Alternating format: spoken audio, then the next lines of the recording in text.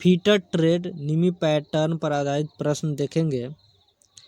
Fitter trade chapter का नाम है कि ट्रेड परिचय, सुरक्षा और सावधानियां। इसी से संबंधित आज प्रश्न देखेंगे। पहला है कि निम्न में से कौन सा दुर्घटना को टालने का सर्वोच्च उपाय है। ऑप्शन है कुशल कारीगर के समान कार्य करना। दूसरा है कि मशीन, जॉब तथा कार्य क्षेत्र से संबंधित सावधानियों का पालन करना। तो यही है कि मशीन, जॉब तथा कार्य क्षेत्र से संबंधित सावधानियों का पालन करेगा तो दुर्घटना को टाला जा सकता है। अगला क्वेश्चन है कि अनियंत्रित व दुखद परिणाम वाली अनजाने में हुई घटना को क्या कहते हैं। तो ऑप्शन है दुर्घटना, घटना ए और बी दोनों। तो देखिए अनियंत्रित व दुखद परिणाम वाली अनजाने में हुई घटना को दुर्घटना कहते हैं। अगला क्वेश्चन है कि निम्न में से कौन सी घटना जो है दुर्घटना नहीं है। ऑप्शन है कि हाथ में हथौड़ा टूटकर सामने खड़े व्यक्ति को लगना, ये दुर्घटना है। अचानक हैक्सा ब्लेड टूटने से अंगुली में चोट लगना, ये भी दुर्घटना है। बीमा कंपनी के पैसा कमाने को अपनी अंगुली काट लेना, ये दुर्घटना नहीं है। ये जो है ये दुर्घटना नहीं है। डी है कि फर्श पर पड़े तेल पर रपटने से हाथ की हड्डी का टूट जाना, ये भी दुर्घटना है। बाकी सी जो है वो बीमा कंपनी से पैसा कमाने को अपनी अंगुली काट लेना, ये दुर्घटना के अंतर्गत नहीं आता है। अगला क्वेश्चन है कि निम्न में से कौन सा दुर्घटना का कारण नहीं है। अधिक उत्सुक होना, हाँ तो यही है। अधिक उत्सुक रहेगा तो दुर्घटना का कारण, अधिक फुर्तीला होना होगा।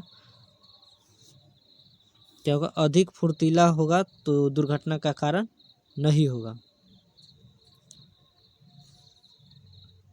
अगला क्वेश्चन है कि निम्न में से कौन सा उपकरण जो दुर्घटना का कारण नहीं है। ऑप्शन है कि मशरूम हेड चीजल, फैले हुए स्पैनर, तो घिसा हुआ बर्नियर कैलिपर, टाइट कसा आरी का ब्लेड। तो घिसा हुआ जो बर्नियर कैलिपर है उससे दुर्घटना का कारण नहीं होगा। अगला क्वेश्चन है कि औद्योगिक दुर्घटना का मुख्य कारण क्या है। औद्योगिक दुर्घटना का मुख्य कारण है क्या है। तो असावधानी, असुरक्षित हस्त औजार, असुरक्षित लेआउट, तो सभी है औद्योगिक दुर्घटना का कारण। अगला क्वेश्चन है कि कार्यशाला में कितने डीसी से अधिक वोल्टेज जो है दुर्घटना का कारण बन सकती है। तो 100, 120, 50, 70। तो इसमें 120 डीसी से अगर अधिक वोल्टेज होगा तो दुर्घटना का कारण बन सकती है। अगला क्वेश्चन है कि किसी दुर्घटना की स्थिति में पीड़ित व्यक्ति को क्या करना चाहिए।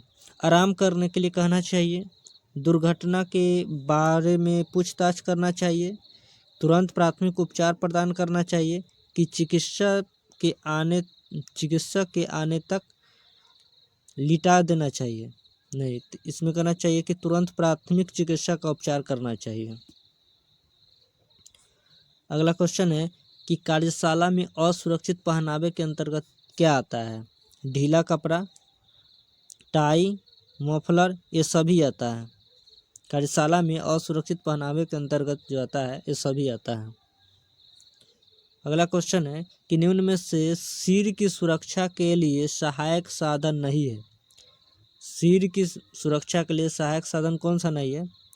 तो सुरक्षा हेलमेट, ये सिर की सहायक के लिए है। हेयर नेट भी है और बम्प केप भी सिर की सुरक्षा के लिए है। बाकी फेस जो है फेस शील्ड जो है ये सर की सुरक्षा के लिए नहीं है। अगला क्वेश्चन है कि तैलीय फर्श को साफ करने के लिए क्या चाहिए।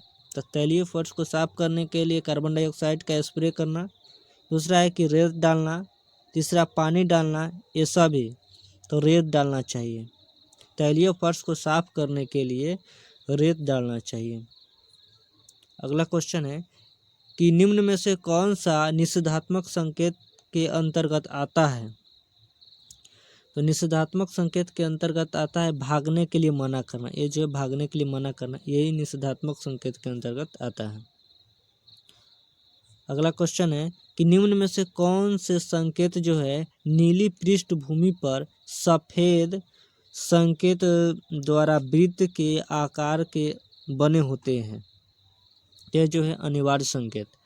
निम्न में से कौन से संकेत जो है नीली पृष्ठभूमि पर सफ़ेद संकेत द्वारा वृत्त के आकार के बने होते हैं, तो अनिवार्य संकेत हैं।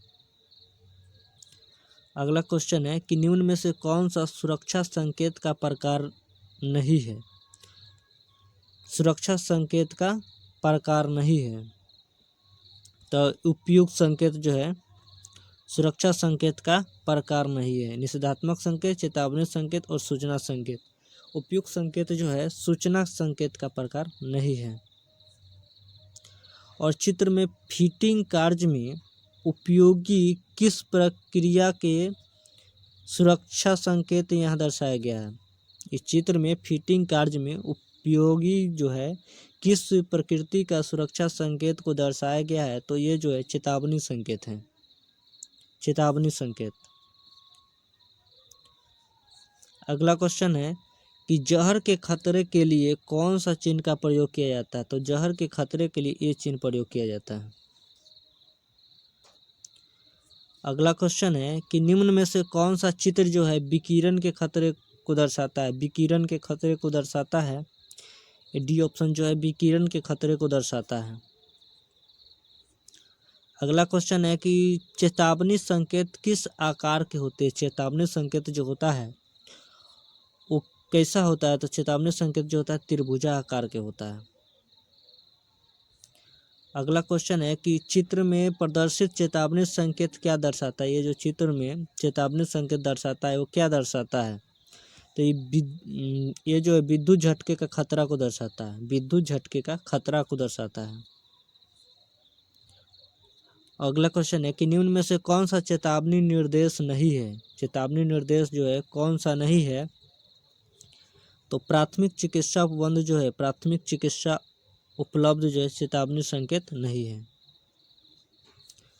अगला क्वेश्चन है कि चिकित्सक के आने से पूर्व दुर्घटनाग्रस्त व्यक्ति को दी जाने वाली चिकित्सा कहलाती है, क्या कहलाती है, तो प्राथमिक चिकित्सा कहलाती है।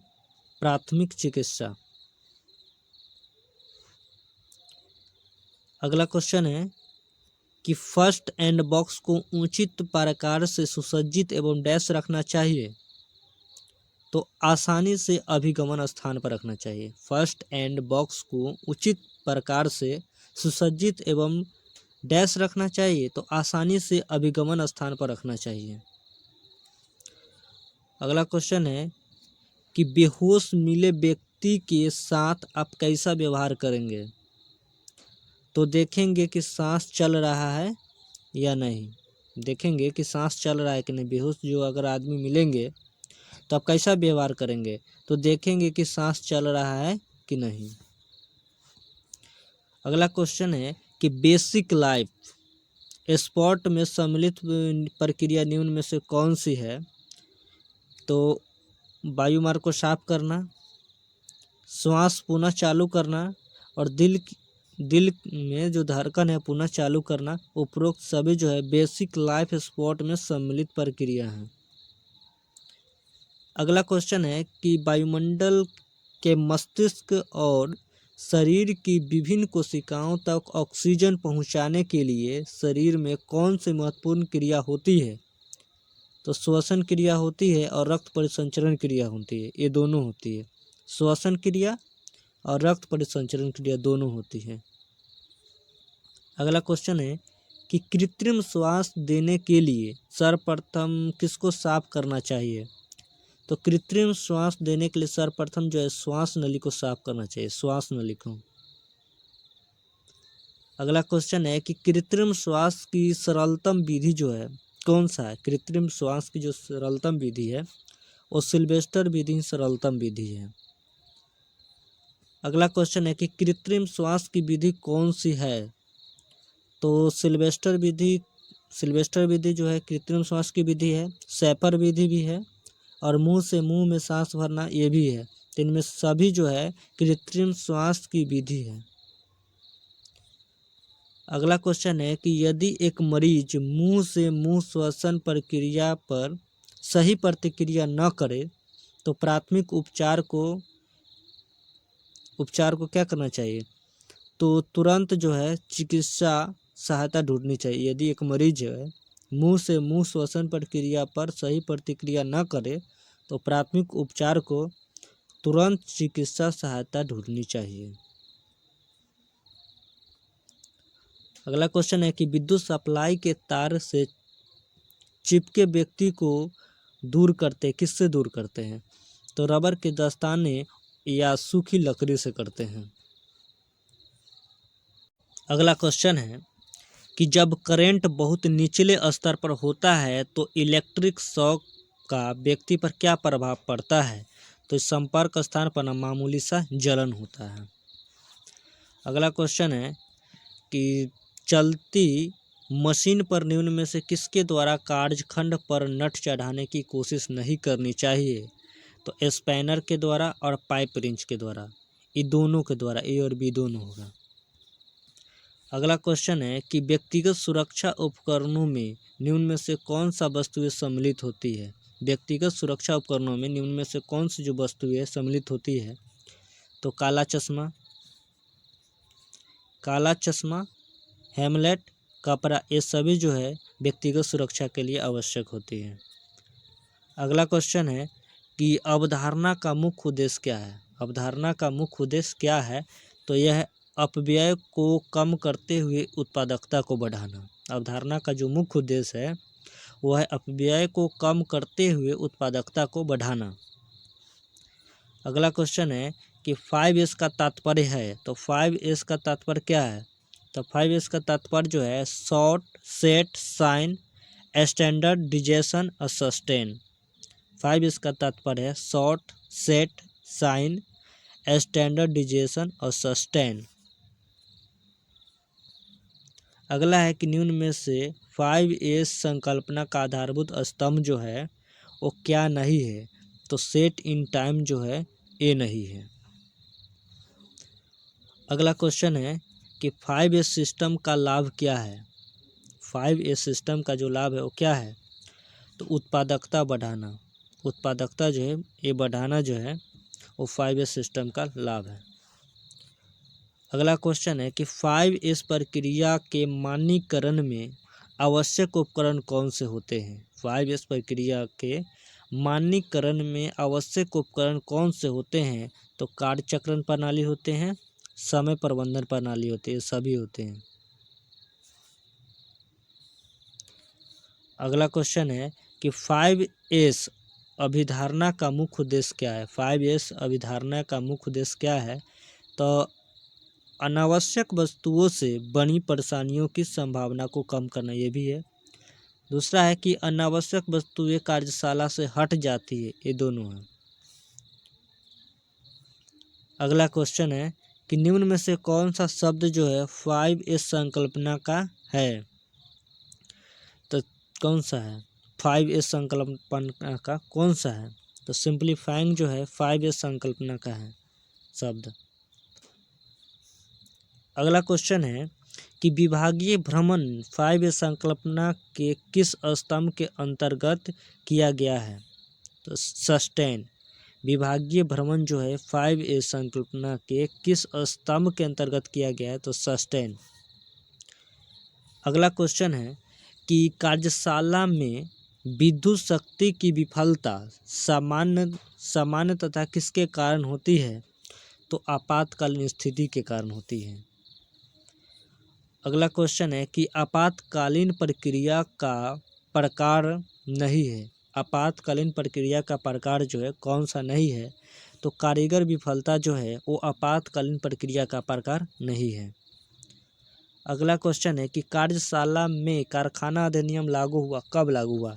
तो 1 अप्रैल 1949 को कार्यशाला में कारखाना अधिनियम लागू हुआ, 1 अप्रैल 1949 को। अगला क्वेश्चन है कि कर्मचारी राज्य बीमा अधिनियम लागू होता है। कर्मचारी राज्य बीमा अधिनियम जो होता है लागू होता है, कब लागू होता है? तो 25,000 मासिक वेतन वाले कर्मचारियों पर ऐसे कारखाने जिसमें 20 से अधिक कर्मचारी जो है कार्यरत हो। तीसरा है कि ऐसे कर्मचारी जो दुकानों, होटलों आदि में कार्यरत हो। उपयुक्त सभी पर लगता है। अगला क्वेश्चन है कि प्रभावी हाउसकीपिंग से मतलब क्या होता है? तो प्रभावी हाउसकीपिंग से उत्पादन में वृद्धि होता है। कर्मचारियों का मनोबल जो होता है वो बढ़ा रहता है। दुर्घटना में कमी आती है। उपरोक्त सभी जो होता है वो प्रभावी हाउसकीपिंग से होती है। अगला क्वेश्चन है कि हॉट वर्क में सम्मिलित है। हॉट वर्क में क्या सम्मिलित है? हॉट वर्क में ये वेल्डिंग कार्य है, कटिंग कार्य है, ये दोनों जो है हॉट वर्क में सम्मिलित है। अगला क्वेश्चन है कि सीमित कार्य क्षेत्र में सम्मिलित नहीं है। कौन सा है जो सीमित कार्य क्षेत्र में सम्मिलित नहीं है? तो हाउसकीपिंग कार्य जो है ये सीमित कार्य क्षेत्र में सम्मिलित नहीं है। अगला क्वेश्चन है कि निम्न में से कौन सा जो है मटेरियल हैंडलिंग उपकरण है? मटेरियल हैंडलिंग उपकरण है तो क्रेनबेयर और क्रेन, औद्योगिक ट्रक, ये सभी जो है मटेरियल हैंडलिंग उपकरण हैं।